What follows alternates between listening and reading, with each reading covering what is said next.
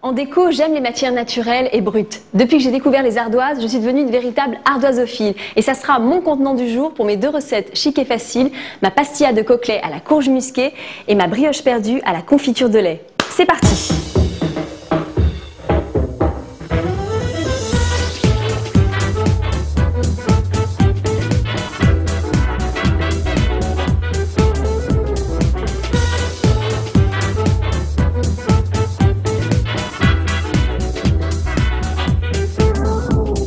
Je vais commencer par ma pastilla de coquelets à la courge musquée et justement en parlant de courge musquée, je vais commencer à les faire cuire dans le bouillon dans lequel j'ai fait cuire mon coquelet.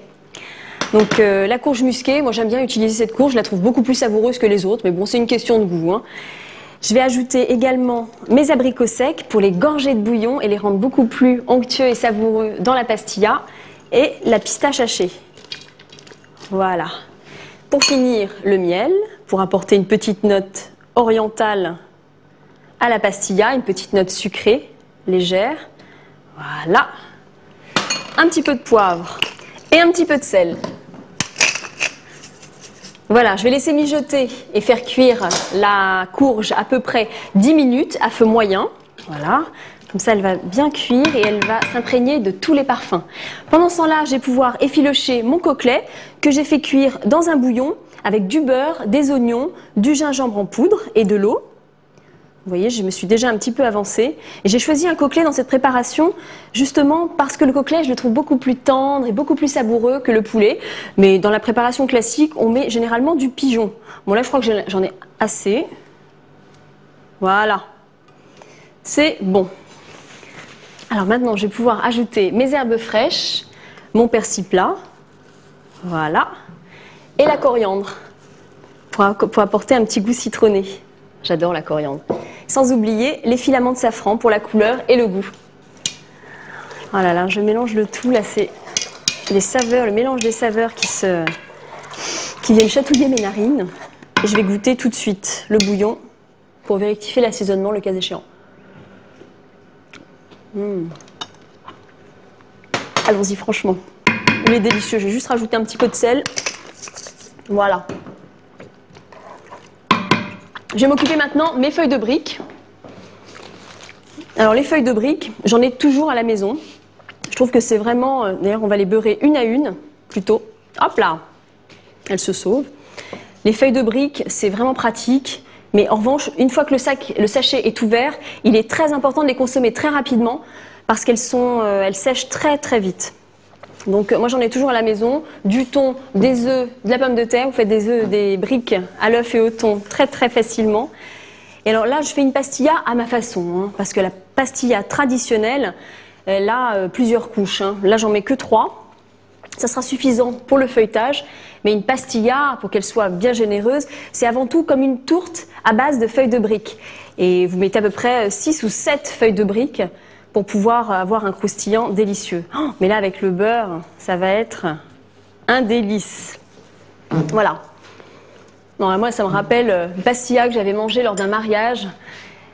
Délicieux. C'est vrai que la pastilla, c'est un plat traditionnel marocain qui est souvent servi juste avant le plat de résistance dans les mariages, les cérémonies. Voilà. Donc là, je les ai bien beurrés. J'en ai peut-être mis un peu trop, mais point trop n'en faut.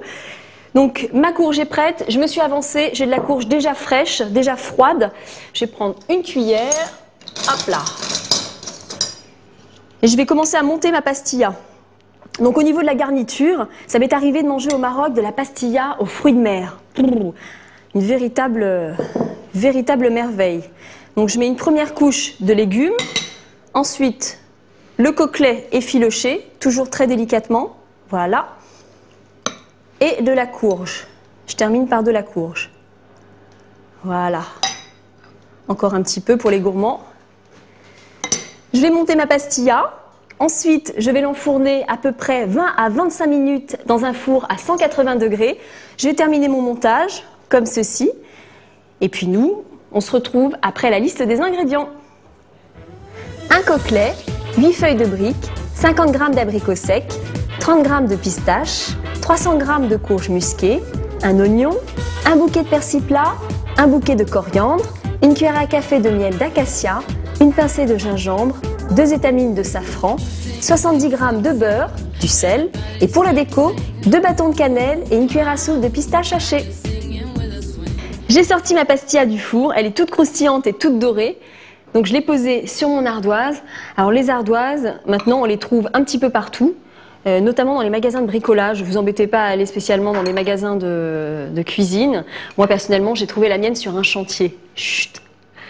Voilà, un petit peu de salade sur le côté. Et voilà, la parsème de pistache concassée. Ma première recette est terminée. Je vais pouvoir passer à ma brioche perdue à la confiture de lait. Et justement, mon lait concentré sucré est cuit. Et il s'est en principe transformé en confiture de lait.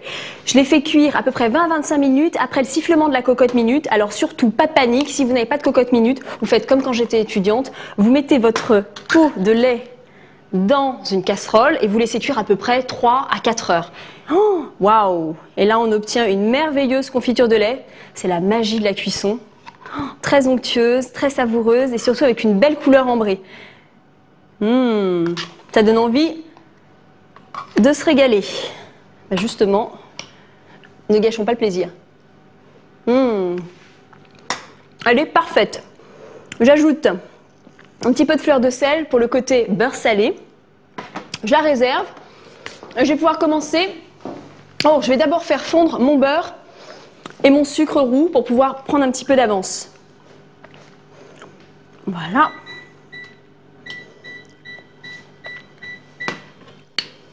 Le beurre, le sucre roux, pour pouvoir ensuite faire dorer mes tranches de pain perdu. Voilà. On va laisser dorer tranquillement. Je vais laisser fondre mon beurre et je vais préparer mon lait de poule. Alors pourquoi on appelle ça un lait de poule? C'est la base du pain perdu, le lait de poule. C'est ni plus ni moins du lait, oups, avec des œufs. C'est pour ça qu'on appelle ça un lait de poule. Casser les œufs. Voilà. Le pain perdu, c'est vraiment quand même très pratique. Ça permet de récupérer les restes, les brioches, la brioche un petit peu rassie ou bien le pain de la veille. J'ajoute un petit peu de sucre vanillé pour le goût. Tout de suite, ça a des saveurs d'enfance. Vous vous souvenez de ces goûters là le dimanche après-midi? Enfin, en tout cas, je parle pour moi. Le dimanche après-midi, les goûters avec le pain perdu. Voilà, donc mon lait de poule est prêt.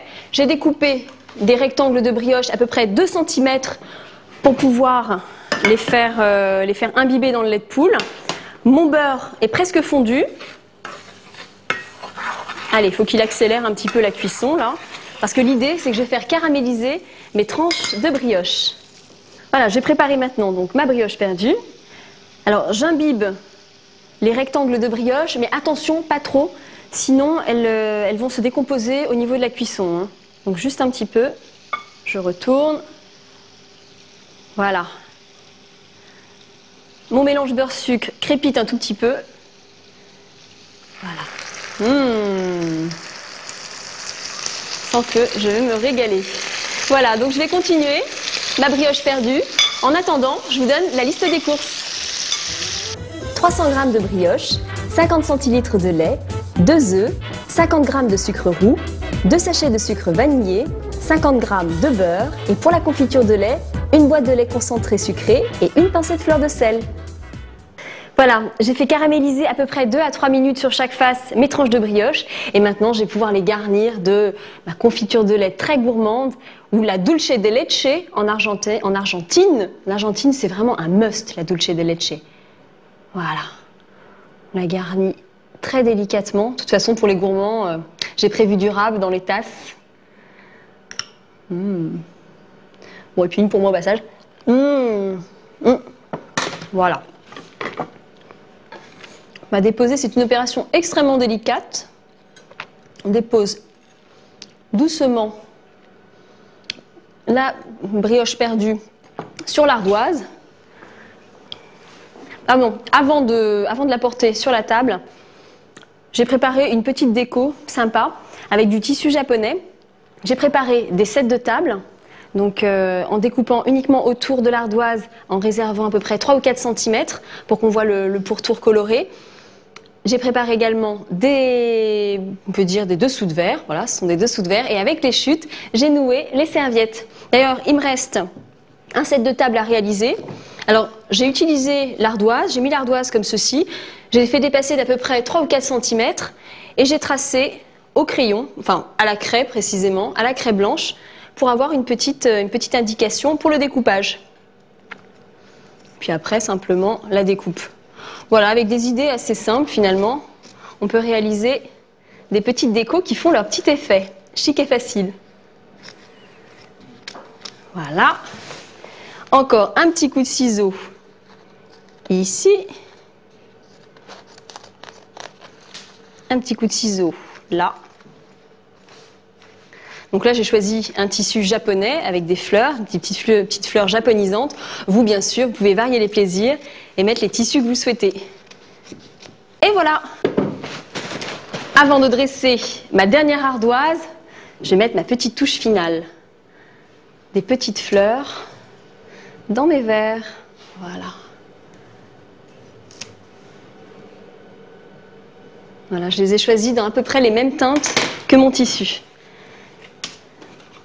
Voilà, j'ai mes 2 recettes chic et faciles. J'ai d'un côté ma pastilla de coquelets à la courge musquée et ma brioche perdue à la confiture de lait. Vous pourrez retrouver mes 2 recettes chic et faciles sur le site www.cuisine.tv et n'oubliez pas, quand c'est beau, c'est encore meilleur. Bye bye!